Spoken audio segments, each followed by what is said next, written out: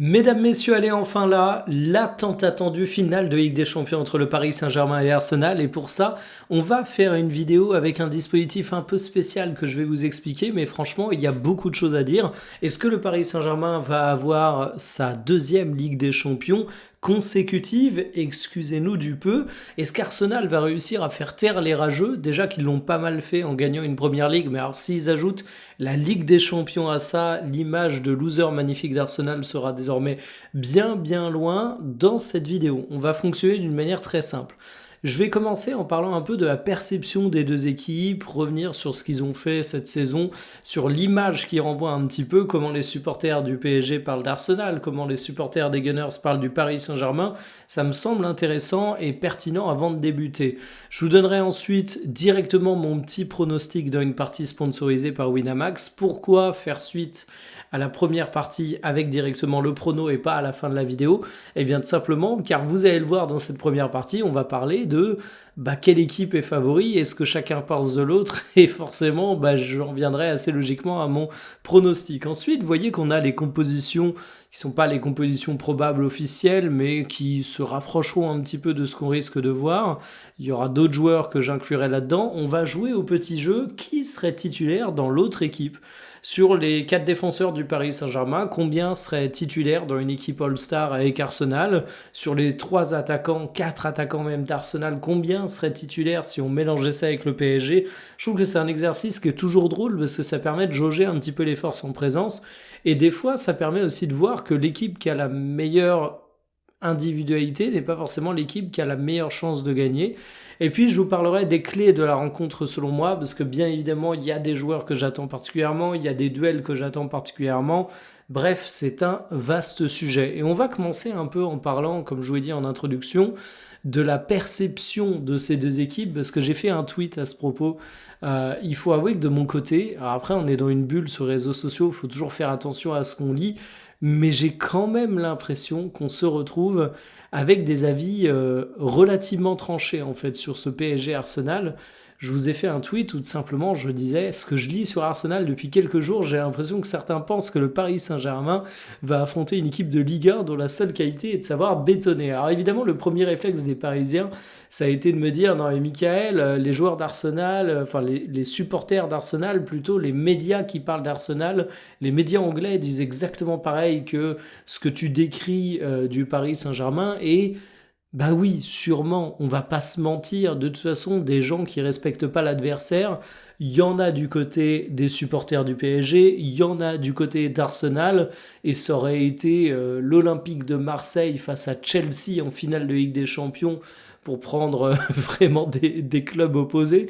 Euh, il y aurait eu exactement les mêmes dynamiques, c'est vieux comme le football, mais il y a un truc que je trouve dommage quand même dans cette dynamique, c'est que je sais pas ce que vous en pensez, mais moi je trouve que c'est une belle finale quand même. Arsenal, c'est le champion de Première Ligue. Le Paris Saint-Germain, bon, je vais pas dire que c'est le champion de Ligue 1, parce qu'on va être honnête, on s'en tamponne un peu le coquillage et ça ne donne aucun prestige à l'international. Mais c'est le tenant en titre de la Ligue des Champions. C'est une équipe qui pratique un très beau football, qui a éliminé le Bayern Munich, qui était vu comme un des grands, si ce n'est le grand favori par beaucoup. Donc finalement, c'est une sacrée belle affiche qu'on a en cette Ligue des Champions. Et je refuse de me dire que la finale est un match fondamentalement déséquilibré, parce que qu'on aime ou qu'on déteste Arsenal, la vérité c'est qu'Arsenal aujourd'hui, c'est une équipe qui remporte la Première Ligue, qui est un championnat qui est très disputé, et on avait beau avoir diverses interrogations, à la fin, le classement, c'est 85 points pour Arsenal, 78 pour Manchester City. Et City, c'est pas une équipe de pitre, hein. Au bout d'un moment, c'est pas des clowns, les mecs, ils savent quand même jouer au football.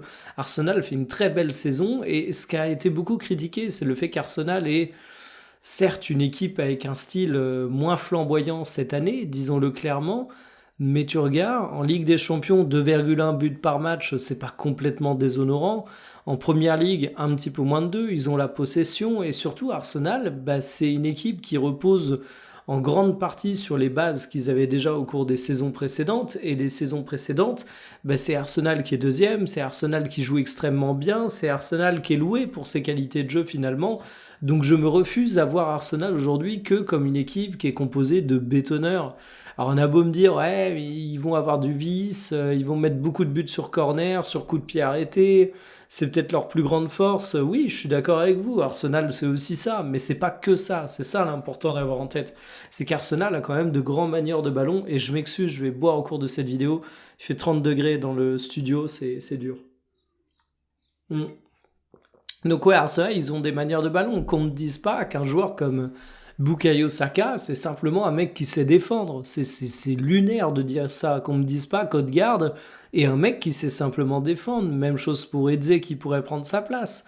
Enfin, au bout d'un moment, Arsenal a des vrais joueurs de foot. Ne me dites pas que Gyökeres... Bah si, ça vous avez le droit... Non, pardon, j'arrête de vanner. Je garde mes vannes pour qui serait titulaire dans l'équipe adverse. Mais bon, vous avez compris un petit peu mon idée. Alors moi, je vais être transparent avec vous, hein.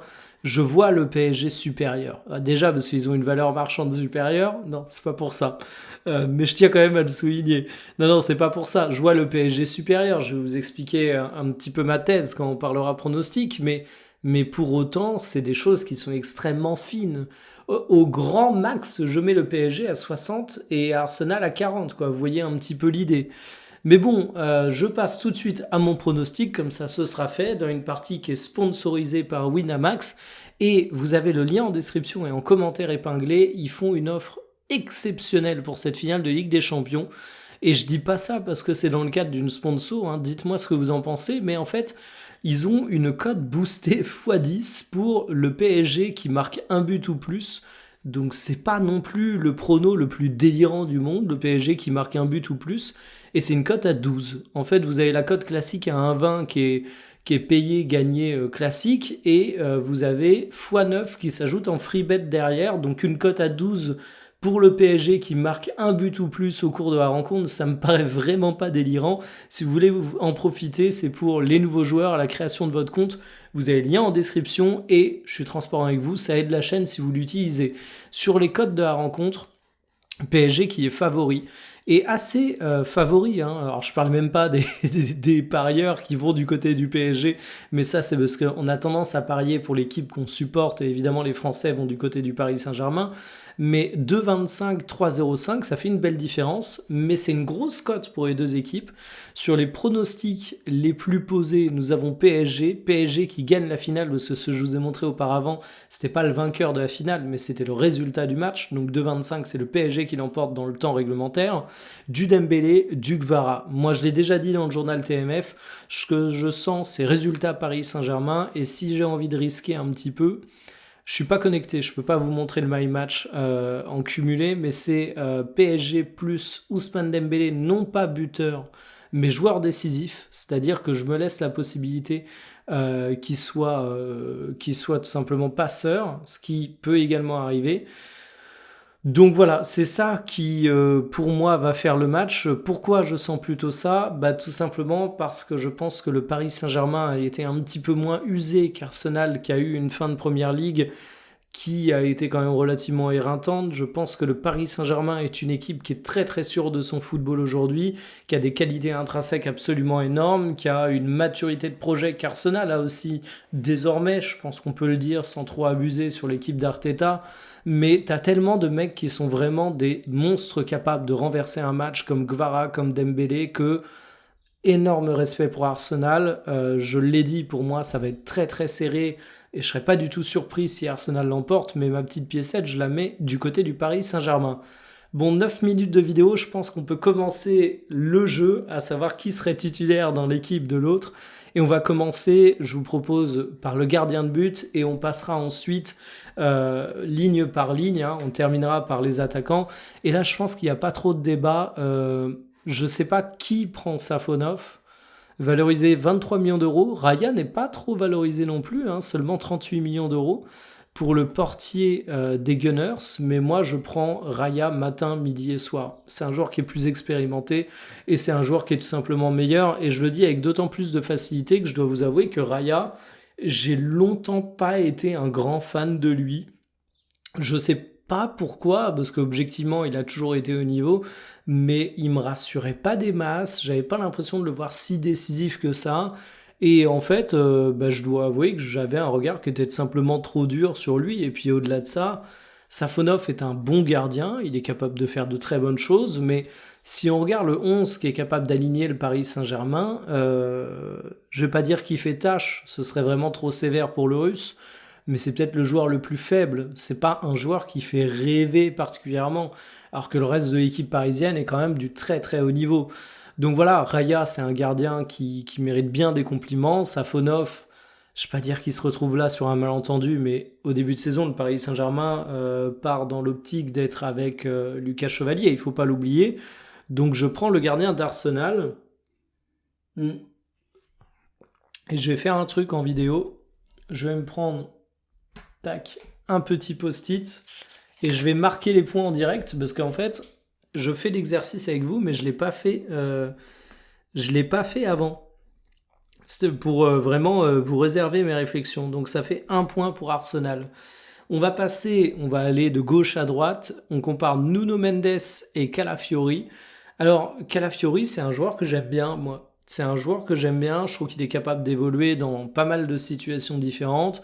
C'est un gros potentiel athlétique et c'est un joueur qui devrait revenir un peu plus dans les débats, selon moi, qui est assez peu cité quand on parle des joueurs dominants à son poste. Mais le problème, bah, c'est qu'il a eu quand même quelques petites absences. C'est un joueur qui est quand même régulièrement blessé. Et du coup, ça l'empêche d'être régulier. Et puis surtout, trêve de suspense. Nuno Mendes. J'ai envie de dire, s'il y en a un que t'as pas envie d'affronter au jeu de qui prend la place de titulaire, c'est Nuno Mendes. Nuno Mendes, je trouve que c'est un formidable contre-attaquant. Nuno Mendes, je trouve que c'est un joueur qui pourrait être un ailier finalement, tellement il a des qualités offensives et qui dans le même temps a prouvé notamment dans la campagne de Ligue des Champions l'année dernière, mais pas seulement, qu'il était capable d'être extrêmement dur sur son vis-à-vis, extrêmement solide, de ne rien lâcher. Donc même si parfois lui aussi peut être sujet aux blessures, même s'il y a parfois un petit peu d'irrégularité dans les matchs, je mets Nuno Mendes largement. Et pourtant j'aime bien l'italien, donc ça fait 1-1. Et on va désormais passer à la question qui fâche. Est-ce que je prends Pacho ou Gabriel? Je dis la question qui fâche parce que pour ceux qui n'avaient pas suivi, j'avais fait un tweet où je m'étais vraiment agacé sur Dominique Sévrac qui dans l'équipe du soir avait dit que Pacho il valait, je sais plus s'il dit mieux ou autant que Gabriel et Saliba réunis. Je crois qu'il dit qu'il vaut même mieux et c'est ça qui m'avait choqué. Alors déjà évidemment c'est l'hyperbole, ça n'a aucun sens. Aucun défenseur central seul défend mieux que deux autres centraux internationaux, évidemment. Mais en fait, ça m'avait choqué parce que j'adore Pacho, mais il y a un moment, il faut pas manquer de respect à la charnière d'Arsenal. On pense ce qu'on veut individuellement de Gabriel et de Saliba, et encore non, si vous me dites que ce sont de mauvais défenseurs centraux, vous pouvez le penser, je suis pas la police de la pensée, mais franchement, je comprends pas. Mais surtout, à eux deux, ils forment une charnière qui est exceptionnelle et qui le prouve. Et vous allez me dire, ouais, non, mais c'est parce que cette saison, Arsenal joue défensif et du coup, ils sont peu exposés. Ça, on me l'a dit. Enfin, la charnière Gabriel Saliba, elle est pas bonne que depuis 6 mois. Hein. Enfin, il y a un moment, il faut s'en rendre compte. Bon, une fois que j'ai dit ça, je dois quand même choisir Pacho. Je sais pas là. Pacho, il a toutes les qualités. Pacho, c'est un joueur qui est jeune et qui est déjà un patron. C'est un potentiel physique absolument exceptionnel. C'est un mec qui arrive à garder son sang-froid au cours des rencontres. C'est un mec qui a des capacités de relance largement supérieures à ce que je pensais quand je l'ai vu débarquer du côté du Paris Saint-Germain. Et il a même progressé, je trouve. Et il y a une qualité qu'on souligne trop peu sur Pacho, c'est que le mec est quasiment jamais blessé. Le mec enchaîne des saisons de dingo avec ses matchs internationaux du côté de l'Équateur. Il a été beaucoup sollicité par Luis Enrique, il a toujours été solide. Donc Pacho, pour moi, c'est un joueur qui est remarquable là-dessus, là où Gabriel est un peu plus fragile. Voilà. Donc en fait, moi, Pacho, franchement, je sais pas où je le mets dans la hiérarchie des défenseurs centraux mondiaux. C'est très compliqué de vous répondre comme ça à chaud, mais je trouve que c'est un défenseur central fabuleux, que le Paris Saint-Germain a fait un des meilleurs recrutements de son histoire récente en allant le chercher, et qu'il a fait vraiment le bonheur de tous les Parisiens. Je pense qu'il n'y a pas un Parisien qui se dit pas que Pacho est une bénédiction. Et le pire, c'est que suite à mon tweet qui disait que Sévrac avait été vraiment avec des mots trop durs sur Gabriel et Saliba, je me suis fait retenir le col par des fans de Pacho, alors que vous avez compris que je suis fan de Pacho. Enfin, il y a un moment, je crois que j'ai souvent employé dans les vidéos l'expression J'ai pas de gosse, mais si jamais j'avais une femme et un gosse, je les mettrais en protection de Pacho. Enfin, je demanderais à Pacho de les protéger, je serais en confiance. C'est ridicule comme formule, mais ça vous montre vraiment toute la sérénité que j'ai avec Pacho, quoi. Pacho, il défend une banque mieux que n'importe quel coffre-fort, tu vois. C'est mon défenseur central sûr, mais je trouvais la formule ridicule. Bon, passons Saliba Marquinhos. Alors, je suis partagé, hein. Marquinhos, pour ceux qui suivent la chaîne régulièrement, vous savez que c'est un peu toujours la même Zumba de mon côté avec Marquinhos. C'est que c'est un défenseur central que alors, déjà j'aimais énormément à une époque quand il était très jeune du côté du Paris Saint-Germain. Il n'est pas si vieux que ça me fait rire parce qu'on a eu débat sur la relève de Marquinhos et tout. En mode Marquinhos, il est finito. Marquinhos, il est de 94, il a 32 ans. Alors oui, 32 ans, c'est pas l'âge de Pacho, qu'on soit clair, mais en fait 32 ans quand t'es défenseur central, est-ce que c'est vieux? Pas du tout normalement. Et tu sens pourtant que, voilà, bon après dans les questions physiques, Marquinhos a jamais été le joueur le plus dominant du monde. Je trouve qu'il a perdu un peu de sa vitesse.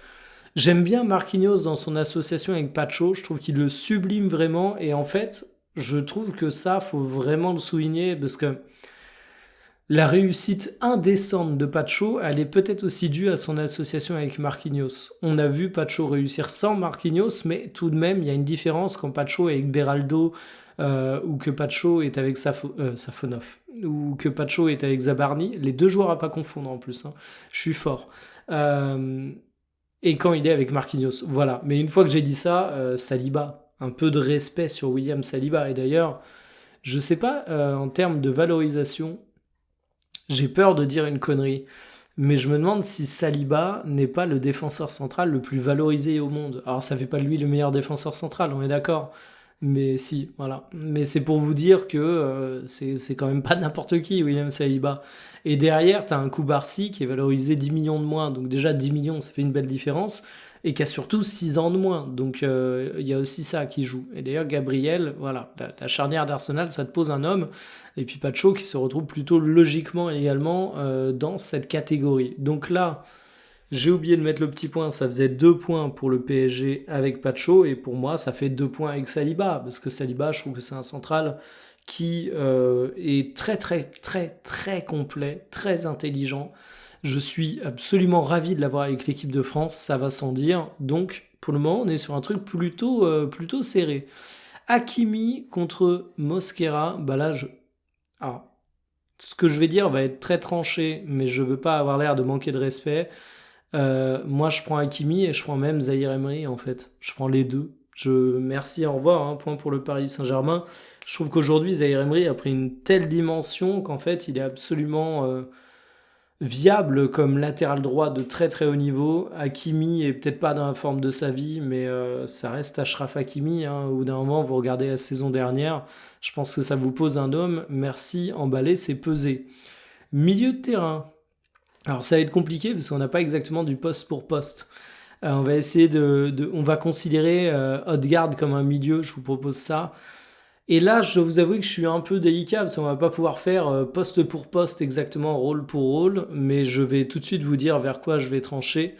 Je prends João Neves tous les jours, c'est absolument indiscutable. Pour moi, c'est un milieu de terrain qui est fabuleux. Il fait partie d'une catégorie très rare dans laquelle je mets des joueurs comme Pedri. Je mets également Vitinha, franchement, matin, midi et soir. Et du côté d'Arsenal, je suis obligé de mettre Declan Rice, hein. Donc ça fait, si je récapitule, 2 points en plus pour le PSG, on passe à 5 et Arsenal passe à 3. Je mets Declan Rice parce que Rice est un numéro 6 que je considère... je pense pas que sous-côté soit le mot, parce que finalement il a une grosse valorisation. Finalement, en première ligue, tout le monde est conscient de sa qualité, mais c'est peut-être pas le numéro 6 le plus clinquant du monde, mais c'est un mec qui a un tel contrôle sur le jeu, qui est tellement le joueur sécurisant au milieu de terrain, que je le trouve exceptionnel. Et en plus, Rice, il a eu cette capacité à briller dans un Arsenal qui était une vraie équipe de possession, qui faisait du jeu de position, qui avait le contrôle des matchs. Et aujourd'hui, on le voit davantage briller dans un Arsenal qui est plus décrit comme défensif. C'est un joueur qui est ultra complet, qui est ultra intelligent. Donc franchement, moi je le prends à coup sûr. Et je vous ai dit João Neves et j'ajoute Vitinha. En fait, moi, ouais, je mets Vitinha et João Neves devant Declan Rice si je dois composer un milieu de terrain, parce que Vitinha, Ai-je besoin de rappeler toutes ses qualités? C'est un joueur absolument exceptionnel, intelligent, maître du tempo du côté du Paris Saint-Germain, qui est entre guillemets le numéro 6 du PSG, mais il n'a pas exactement le même rôle que le numéro 6 d'Declan Rice, donc je pense en plus que ce serait un milieu qui fonctionnerait hyper bien. Donc voilà, le PSG, je vous souffle ça, hein. Si vous avez moyen de recruter Declan Rice, ça peut être une bonne chose, et s'ils peuvent pas, je le dis à Arsenal, essayez de choper Vitinha et Joao Neves, alors déjà bonne chance, mais ça ferait un excellent milieu de terrain. On passe désormais à l'attaque. Alors, je sais plus si j'ai commencé par la gauche ou la droite.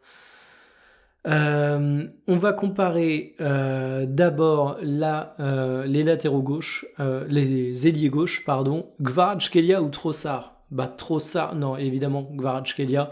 Je pense que j'ai même pas besoin d'argumenter. Ça fait 6 pour le Paris Saint-Germain. Gvara, si j'ai vraiment envie de chipoter, c'est un joueur qui n'a pas le même niveau en Ligue des Champions et dans le pain quotidien de la Liga. Je serais d'ailleurs assez curieux de le voir dans une équipe de Première Ligue, parce que tu sais que la Première Ligue, il faut toujours être au top tout le temps, que le championnat il se gagne avec difficulté.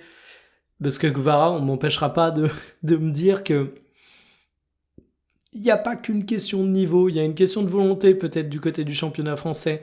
Et en Première Ligue, ça me rendrait très curieux. Mais bon, je veux pas le voir partir du Paris Saint-Germain. Je suis très content de le voir tous les week-ends en Ligue 1. Donc non, Gvara reste. Et Gvara, je te prends évidemment plutôt que Trossard. De l'autre côté, on a Saka ou Désiré Doué. Et là, je pense que c'est peut-être là où il y aura le plus de débats finalement.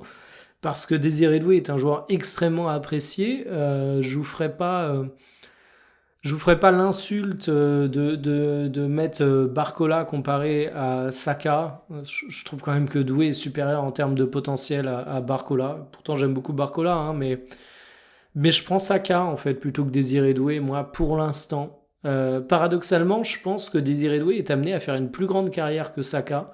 Et pourtant, je pense que Saka est amené à faire une très très grande carrière. Mais dans l'immédiat, Désiré Doué est certes l'homme qui a marqué la finale de la Ligue des Champions l'année dernière. Certes, Désiré Doué est un homme qui a quand même quelques très grands matchs à son actif, même au-delà de cette finale, mais je trouve quand même assez irrégulier. Et je trouve qu'il n'a pas encore cette capacité qu'a Bukayo Saka de survoler beaucoup de matchs. En fait, je trouve que c'est un joueur où tu as toujours beaucoup de déchets, il faut être capable de l'accepter. Alors évidemment, ça fait partie de son jeu, ça fait partie de son ADN. C'est finalement pas un défaut en termes de niveau, même si je pense que demain, même s'il perdra toujours autant de ballons, parce que ça fait partie de son jeu, ça permettra de faire un peu plus de différence, même si on fait déjà beaucoup. Et moi, je dois avouer que j'ai une petite préférence pour Saka, qui est un joueur qui, pour le coup, je le dis sans aucune difficulté, est sous-coté par beaucoup d'observateurs. Alors, lui aussi, il est très fortement valorisé, hein. Il y a pas de mots à dire là-dessus. Mais en fait, j'ai l'impression que Saka, par les supporters d'Arsenal, tout le monde s'en tamponne, et pourtant, c'est un joueur extraordinaire. Et on va en pointe, est-ce que je prends Gyökeres ou Dembélé? Est-ce que pour équilibrer les débats, on fait Gyökeres versus Gonzalo Ramos? Bon, j'ai fait une vidéo bilan de la saison de Gyökeres. Euh, donc je vais pas faire semblant de le détester. Si vous avez vu ma vidéo bilan, vous avez compris que je respecte énormément le joueur et que je considère que c'est même une recrue plutôt pertinente pour Arsenal. Mais au bout d'un moment, je parlais de Safonov qui faisait un petit peu tâche dans l'effectif du Paris Saint-Germain. Or, Gyökeres, je dirais pas qu'il fait forcément tâche parce que Trossard, c'est pas non plus exceptionnel. Je pense que si tu avais un joueur de plus haut standing du côté d'Arsenal, serait un peu sympathique ici. Mais franchement, Gyökeres, c'est quand même pas un joueur qui est une évidence dans une finale de Ligue des Champions, alors que Dembélé est littéralement ballon d'or. Qu'est-ce que vous voulez que je vous dise? Donc ça fait encore un point de plus pour le Paris Saint-Germain. Je crois que ça nous fait 7-4. Bah ouais, 7-4. 7 plus 4, 11. On est là. J'avais terriblement peur de me rendre compte que je fais mon total et on arrive à 12 ou 10. Et tu vois, je suis en mode attends, il y a un problème. Mais non, c'est bon, j'ai pas perdu le compte. Donc de mon côté, petite préférence pour le Paris Saint-Germain côté joueur, si je devais composer un 11 mixé entre tout ça. Mais il faut faire attention parce que finalement, il y a une formule qui dit qu'on gagne des matchs avec l'attaque et qu'on gagne des compétitions avec la défense. Alors, j'ai quand même, si je prends le gardien de but, j'ai que 2 joueurs d'Arsenal face à 3 joueurs du Paris Saint-Germain. Mais les joueurs d'Arsenal que j'ai, c'est un défenseur central et c'est le gardien de but, en sachant que l'autre central des Gunners, s'il est vraiment pas loin du tout, et que les latéraux parisiens, je les préfère pas mal pour des questions offensives. Declan Rice, c'est pareil, au milieu de terrain, je l'aime sur ce côté régulateur de jeu, capacité à intervenir défensivement. C'est des postes qui comptent là où j'aime beaucoup Arsenal, et j'ai envie de te dire que si tu as un grand Saka, une charnière centrale qui fait le taf et un gardien supérieur, bah même si je considère que le reste du PSG est au-dessus, bah ça te garantit pas la victoire. Et j'aimerais faire une petite digression. Alors on va aller un peu dans le mode analyse d'équipe. On dit beaucoup que le Paris Saint-Germain est une équipe jeune, et à raison, moins de 26 ans de moyenne d'âge. Arsenal, ils ont 25,7 ans de moyenne. En fait, Arsenal est une équipe très jeune. Alors, ça dépend pour le PSG. Si tu mets Zaïre Emery plutôt que Fabian Ruiz, par exemple, ben, la moyenne chute considérablement, parce que tu passes d'un joueur qui n'est pas âgé, Fabian Ruiz a 30 ans, mais qui est confirmé à un genou. Et tu as la charnière d'Arsenal qui est incroyablement efficace vu sa jeunesse. Ça, c'est un truc, je trouve qu'on dit pas assez. Parce que, au final, je sais plus dans quel club on disait ça. Je me demande si c'était pas Marseille qu'il y avait une pyramide des âges inversée, en mode tes défenseurs étaient jeunes, tes attaquants étaient vieux, ou c'était peut-être... non, c'était peut-être pas Marseille, mais bref, vous avez l'idée. Alors que généralement, il vaut mieux avoir des défenseurs âgés, parce que l'aspect physique qui se dégrade quand t'es trentenaire est un peu moins préjudiciable quand t'es central que quand t'es ailier. Et défenseur central, ça demande beaucoup, beaucoup, beaucoup d'expérience, de vice, de capacité à lire les situations. Donc, c'est pas rare de voir un central être meilleur à 33 ans qu'à 27, alors qu'à contrario, un attaquant, généralement, ton prime, c'est plus autour de 27, 28, 29, 30 ans, et passer le cap des 30 ans, tu peux être encore un monstre, mais c'est pas forcément ton prime. Il y a des exceptions, c'est pas la peine de me le sortir en commentaire, il y en a plein. Mais tout ça pour dire que la charnière d'Arsenal est relativement jeune, et pourtant elle a déjà une tête de charnière extrêmement expérimentée. Bon, il y a l'anomalie Pacho, hein, j'en ai déjà parlé, Pacho ça fait partie de ses qualités monstrueuses. Mais voilà, Arsenal est également une équipe qui est jeune, je tenais à le souligner. Jeune mais avec de l'expérience, mine de rien. Et franchement, chapeau là-dessus. Il y a un autre truc qui me fait rire, c'est la taille des Parisiens. 1m81 contre 1m84 du côté d'Arsenal, et pour enfoncer le clou, il y a quand même quasiment 10 cm de différence entre Raya et Safonov, donc évidemment en réalité le PSG est encore plus petit, et enfin en tant que petit j'ai envie de dire le PSG est encore moins grand et Arsenal est encore plus grand.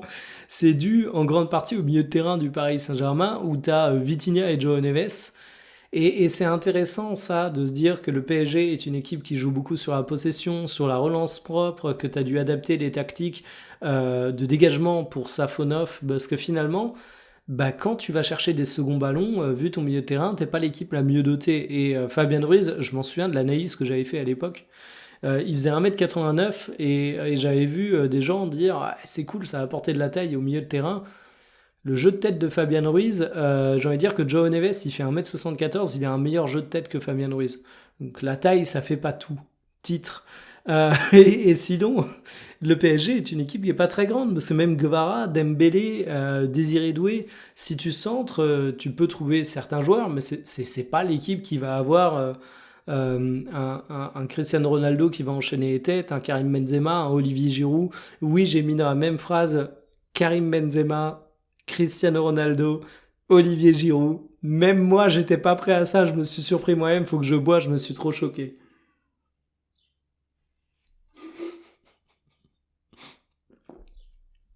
Putain, je suis en train de rire tout seul, j'ai failli recracher ma boisson. Mais ouais, le PSG là-dessus est intéressant. Et c'est d'autant plus intéressant que cette taille, elle n'est pas anodine. Parce qu'on sait qu'un des gros points forts d'Arsenal sur le papier, c'est les coups de pied arrêtés, de bien des manières différentes. Il y a également l'approche tactique des coups de pied arrêtés d'Arsenal, qui a beaucoup fait parler du côté de la Première Ligue, avec des corps mis en opposition, des cartons qui devraient peut-être être distribués. Vous connaissez ma politique, je suis pas du genre à m'étendre sur l'arbitrage, donc je ne vais pas épiloguer là-dessus, mais Arsenal est en tout cas connu, détesté ou adoré pour la gestion de ses coups de pied offensifs, et le Paris Saint-Germain est une équipe qui manque de taille, mais pour autant, Je vendrai pas la peau de l'ours avant de l'avoir tué parce que le PSG peut être surprenant dans ce domaine de jeu et un des symboles, hein, c'est que t'as Joao Neves qui te colle des buts de la tête à toutes les saisons alors qu'il fait 1m74. Et même sur les coups de pied défensifs, le PSG, des fois, via une approche tactique très travaillée, peut surprendre et je trouve qu'ils sont beaucoup améliorés là-dessus d'ailleurs. Donc voilà pour ce petit point. Si je prends un petit peu les points que je m'étais notés, bon, il y en a un premier qui est tout personnel. Je me suis dit, Gyökeres, je l'ai vanné toute l'année, est-ce que je vais me prendre un karma? Et ça me permet de dire, est-ce que Gyökeres sera titulaire? Si vous avez vu ma vidéo bilan sur Gyökeres, je défendais également le fait que j'avais des doutes sur le fait qu'il soit titulaire la saison prochaine, parce que j'ai l'impression que dès que Havertz est apte, c'est l'Allemand qui est préféré aux Suédois pour être titulaire dans l'équipe d'Arteta, et on sait que Havertz, il est plus dans les listes des blessés, il devrait être opérationnel pour cette rencontre, en forme, capacité à enchaîner, et donc je me demande si c'est pas Kai Havertz qui sera à la pointe de l'attaque d'Arsenal. Je me dis qu'en plus, avec un profil peut-être un peu plus faiseur de jeu, avec un Gyökeres qui peut rentrer un peu plus tard dans la rencontre, il y a un truc qui en termes de coaching peut se faire, en termes de timing. Donc je me demande si ce sera pas Havertz qui sera titulaire, mais voilà, moi je me prendrais bien un petit karma tout personnel sur le Paris Saint-Germain qui se prend un but de Gyökeres alors que je l'ai vanné toute l'année. Et ce serait absolument magnifique karma pour moi, hein, disons-le très très clairement. Ensuite, moi j'ai toujours la même interrogation sur Gvara. Alors Gvara, là, vous voyez ses précédents matchs, et c'est assez marrant parce qu'il fait un très très gros match face au Bayern Munich. Et je sais pas si vous vous souvenez de ma vidéo avant-match face au Bayern, mais j'avais dit que Gvara, il fait une saison exceptionnelle en Champions League. Il fait une saison qui est nécessaire au Paris Saint-Germain, mais est-ce qu'on peut être en droit d'attendre de Gvara le fait qu'il poursuive cette saison en Ligue des Champions? Parce qu'il joue 1000 minutes, grosso modo 1057, on va dire qu'il joue 10-11 matchs en termes de temps de jeu et il marque 10 buts, il fait 6 passes décisives, il a des interventions défensives qui sont cruciales durant toutes les rencontres, il est monstrueux, il n'y a pas d'autre terme en fait. Vara, il est inhumain sur cette campagne de Ligue des Champions. Et je me dis toujours, il est inhumain, mais le PSG a besoin de lui à ce niveau-là pour gagner. Est-ce qu'il va être capable de continuer à ce niveau-là? Les probabilités et les statistiques me font dire que non, et que je lui en voudrais pas s'il rate un match, parce qu'au bout d'un moment, il faut bien qu'il rate un match. Mais en attendant, Kvaratskhelia, il prend tes stats, il en fait une belle petite boule de papier, et il fait un panier en les mettant à la poubelle, parce qu'il enchaîne les matchs XXL de niveau Ballon d'Or, disons les choses clairement. Donc ça va me rendre curieux, et justement, le Ballon d'Or, c'est pareil, si on parle des performances individuelles cette saison, j'en avais parlé un petit peu pour son titre de meilleur joueur de Ligue 1, parce que Dembélé, j'avais dit, ok, il joue 1000 minutes de jeu, mais en 1000 minutes de jeu, il a des stats que bien des attaquants n'ont pas en 3000. Donc évidemment, il fait son petit trou en Ligue 1, mais même en Ligue des Champions, il est très bon, il a une capacité à revenir, même quand il est blessé, il fait tout de suite des gros matchs sur le retour, donc je suis pressé de voir s'il va pouvoir faire une grosse rencontre, et j'ai d'autant plus cette interrogation qu'en fait, est-ce qu'on pourrait pas avoir un back-to-back PSG Ligue des Champions et Dembélé Ballon d'Or?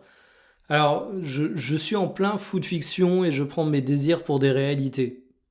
Vous pouvez le dire, vous avez raison. Je dis pas ça en mode je vais porter l'œil et tout. Je suis désolé, moi je suis pas superstitieux, hein. Je dois vous avouer, évidemment, j'ai un respect énorme pour la foi, mais la superstition, je dois vous avouer que bon, je pense pas que le résultat du Paris Saint-Germain va dépendre de ce que je vais vous dire maintenant sur Ousmane Dembélé. Ceci étant dit, vous avez le contexte. Dembélé qui fait une grosse finale de Ligue des Champions. Dembélé ensuite qui va avec l'équipe de France faire sa Coupe du Monde. L'équipe de France qui par miracle remporte la Coupe du Monde avec un grand Dembélé. Il y a un monde où Dembélé il enchaîne son deuxième Ballon d'Or. Voilà, je dis ça, je dis rien. Je suis curieux de voir ça. Si Désiré Doué fera également un gros match, mais moi vraiment j'ai envie de faire le focus sur Declan Rice. J'ai envie de faire un focus sur Declan Rice parce qu'une des grosses forces du Paris Saint-Germain, c'est sa capacité à presser. Ils sont vraiment très forts là-dessus. C'est une équipe qui est athlétique, une équipe qui peut étouffer son adversaire, une équipe qui impose un défi physique qui finalement est très Première Ligue compatible. Et Arsenal est une équipe qui a beau avoir de très bons relanceurs, de très bonnes qualités techniques, va avoir besoin à un moment de stopper un petit peu la folie du Paris Saint-Germain et de rationaliser un petit peu ce match. Quand bien même Arsenal accepterait de laisser le ballon, quand bien même le PSG aurait la possession de manière outrageuse, il y a un moment, Arsenal aura besoin de contrôler un petit peu le tempo du match. Pour moi, s'il y a un match ping-pong, ce sera en la faveur du PSG. Et Arsenal doit réussir à mettre en place, pas une stratégie de l'endormissement, ce serait un petit peu dur dit comme ça, mais des moments où ils remettent un peu de rationalité dans la rencontre. Et pour moi, ça passe par Declan Rice. C'est un joueur qui est immensément talentueux, vous avez compris toute l'estime que j'ai pour lui, et à mon sens, Arsenal, si ça passe pour eux, ça passera par un grand Declan Rice. Il y a un autre truc qui m'interroge un petit peu, c'est qu'Arsenal est une très très bonne défense en Champions League. Je vous ai montré leurs buts, mais on peut parler des buts qu'ils prennent. Alors attendez, cage inviolée 9 sur 14 matchs. Bah, on a les stats là en grand. 14 matchs, 6 buts encaissés. Jésus-Marie-Joseph. C'est une dinguerie, cette défense. Et en fait, le PSG a eu un problème également en campagne de Ligue des Champions, c'est qu'ils se sont retrouvés, même cette saison, avec certains matchs où ils dominaient beaucoup. Je ne sais pas si je vais pouvoir vous les retrouver, où ça dominait beaucoup du côté du Paris Saint-Germain, mais ça convertissait pas forcément en expected goals. Ça convertissait pas forcément en expected goals, et du coup, ça amenait un petit peu de frustration, et je me dis que face à Arsenal, qui est une équipe qui est si solide que ça, défensivement, tu n'auras pas le choix en fait. Il va vraiment falloir que tu réussisses à être performant sur ton rapport expected goals. Alors, je crois que c'était le cas. Là, c'est terrible. On verra que j'ai pas de mémoire face à Newcastle. Oui, effectivement. Tu fais 1-1, tu termines avec 2,52 expected goals. C'est une dinguerie. Ça veut évidemment dire que tu aurais dû faire un petit peu mieux. Alors, cette stat peut avoir ses limites dans certains cas, hein, mais je pense que vous avez compris. Et de mémoire, il y avait le match du Sporting. Ah, pas tant que ça. Il y a le PSG qui finit à 1,42, qui tire 28 fois quand même. 28 tirs de la part du Paris Saint-Germain et qui marque qu'une fois. Donc voilà, ça c'est ma petite interrogation pour le Paris Saint-Germain. C'est assez paradoxal parce que tu as des matchs où le PSG a eu une capacité à être clinique et j'ai l'impression que c'est un peu ton vieux démon que tu as peur de voir revenir assez régulièrement. Et je parle du fait que des fois tu l'as pas du tout parce que voilà, le match face au Bayern, c'est tout l'inverse. T'as 1,90 expected goals, tu finis par en coller 5. Vous avez vu le match, évidemment. Il y a eu des occasions que le Paris Saint-Germain a gérées avec un talent exceptionnel. Moi, c'est mon interrogation. Et en fait, à une époque, la peur que j'avais pour le Paris Saint-Germain, c'est ce côté. Le pire ennemi du PSG, c'est lui-même. C'est Kimpembe qui, face à Manchester United, te fait cette main pourrie et t'élimine finalement. C'est ce genre de schéma où Paris se sabordait. Et aujourd'hui, je pense qu'on est tous d'accord pour dire que Paris est très loin de ça. Déjà, tu as changé tout ton effectif, donc évidemment, tu vas pas être tributaire de la même malédiction tout le temps. Mais Paris est au contraire une équipe qui, même quand elle est en difficulté, arrive à rester solide mentalement et pas à sortir de ses matchs. Donc ça, c'est bon, c'est réglé. Mais j'ai l'impression que s'il fallait trouver une faiblesse à ce PSG qui est champion d'Europe, qui est finaliste de Champions League, donc encore une fois, c'est une faiblesse toute relative, c'est le fait que parfois ils ont des matchs où ils n'arrivent pas à être tueurs. Et vous voyez un mec comme Gyökeres, si je dis que j'ai peur du karma, c'est que je vois aussi bien le match où je vous donne un scénario qui fait peur aux Parisiens, mais je pense que c'est pas le scénario le plus délirant du monde. Si vous êtes parisien, que vous faites un film d'horreur, je pense que ce que je vais vous décrire, ça fait partie des scénarios qui peuvent vous venir en tête. C'est le PSG qui domine le match, qui a 40 000 occasions, qui n'arrive pas à transformer, et un Gyökeres qui te fout un but à la 74e, 1-0 pour Arsenal, les Gunners sacrés champions. Je pense que c'est pas impossible. Donc c'est une de mes interrogations, un des trucs qui sera un facteur X, d'autant plus que t'as Raya du côté d'Arsenal. Et en fait, on sait que parfois un gros gardien peut faire un match qui change l'aspect d'une compétition, et Safonov en est aussi capable, paradoxalement, hein, même si je considère que c'est un bien moins bon gardien que Raya. Je pense que Safonov fait partie de cette classe de gardiens qui a une vraie capacité à se transcender. Ma dernière grande interrogation sur cette rencontre, est-ce qu'on a des stats sur... non. Ah si, là on peut les comparer directement. C'est assez un... Bref. Voyons voir. Je le saurai pour les prochaines. Je le bute sur penalty concédé, 2-2, chaque côté. Ça, c'est pareil. Je le garde dans un coin de ma tête, la possibilité penalty. Non, là où je veux en venir, c'est que je me demande si on va avoir bel et bien la caricature du match qu'on nous annonce en fait. Parce que si j'ai commencé la vidéo en parlant des perceptions des équipes que j'avais, c'est que en France, j'ai vraiment l'impression qu'il y a cette image d'Arsenal qui est une équipe bonne à rien. Je le redis. Et je vous ai déjà dit en introduction que pour moi c'était abusé de penser ça, tellement Arsenal a des joueurs qui sont quand même talentueux, balle au pied. Je dis pas qu'on va avoir un Arsenal qui va rejouer comme des saisons précédentes où c'était le football champagne. Je dis pas que le Paris Saint-Germain va se transformer en équipe qui va accepter d'avoir 30% de possession et qui va tout jouer en phase de transition. Vraiment, je dis pas ça. Mais le scénario où on a un Arsenal qui est un peu plus joueur que ce qu'on pense et où on a le PSG qui est un peu plus prudent que ce qu'on pense, c'est pas un truc qui est totalement à exclure et c'est ma dernière grosse interrogation pour cette rencontre. Finalement, si je vous fais un petit peu le récap, Arsenal est une équipe très consciente de ses forces, cohérente tactiquement, avec un Arteta qui a trouvé la formule gagnante. Je trouve que c'est une équipe qui peut avoir des solutions de banc assez intéressantes. Je vous ai parlé notamment Kai Havertz, Gyökeres, qui sera titulaire, qui entrera. Ça peut être un facteur X au cours de la rencontre. Vraiment, je pense qu'à ce poste-là, ce sont des interrogations importantes. Du côté du Paris Saint-Germain, moi aujourd'hui, c'est l'équipe que je vois comme étant la meilleure d'Europe. Je vais pas dire les choses de 40 000 manières possibles, c'est ça ma perception. Mais deux choses. Petit 1, je me plante peut-être, ça c'est le premier truc. Et petit 2, bah, il y a un monde aussi où Arsenal gagne la Ligue des Champions, et je dis, bah, à mon sens, le PSG était la meilleure équipe, mais dans le football, c'est pas toujours la meilleure équipe qui gagne. Et ça fait partie du foot. Ça veut pas dire qu'Arsenal ne méritera pas son titre, ça veut juste dire que bah, être le meilleur en moyenne, ça sert à rien. Les champions de l'entraînement qui se loupent le jour de la course, on les connaît. Mais je vois le PSG comme étant supérieur.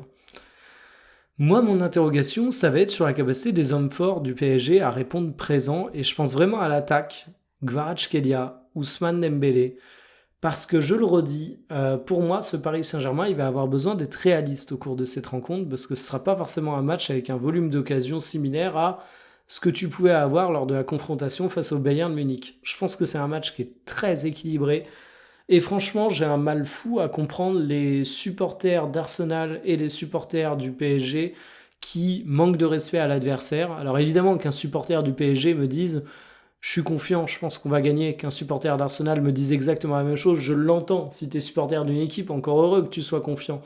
Mais vraiment, pour moi, c'est deux énormes équipes, c'est deux très très beaux finalistes. Et je considère que c'est une finale bien plus équilibrée, ne serait-ce que sur le papier, que le PSG face à l'Inter qu'on a eu l'année dernière. J'ai pas envie de dire que l'Inter était arrivé là par hasard, ce serait totalement faux, on va pas réécrire l'histoire. L'Inter a fait une belle campagne de Ligue des Champions, mais Arsenal, j'ai l'impression que c'est quand même la concrétisation d'un projet sur plusieurs années, et donc ce n'est pas à sous-estimer, je le dis tout en ayant mis ma petite piécette sur le Paris Saint-Germain. Donc voilà, je vous souhaite une excellente rencontre de Ligue des Champions.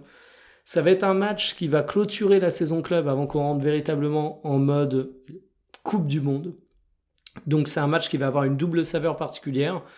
J'espère qu'on se retrouvera semaine prochaine pour parler d'un match qui a été formidable. Très égoïstement, je ne vais pas vous le cacher, je suis plutôt du côté du Paris Saint-Germain. J'espère également qu'il y aura une nouvelle Champions League pour le PSG, mais je souhaite un bon match à tout le monde. Et soyez bon enfant dans la rivalité. On peut vanner, on peut chambrer, on peut taquiner l'adversaire. Mais je pense que c'est bien de rester respectueux. Je le dis parce que j'ai l'impression que le climat est un peu tendu autour de cette finale. Sur ces bons mots, je vous souhaite un bon week-end, un bon match. Salut.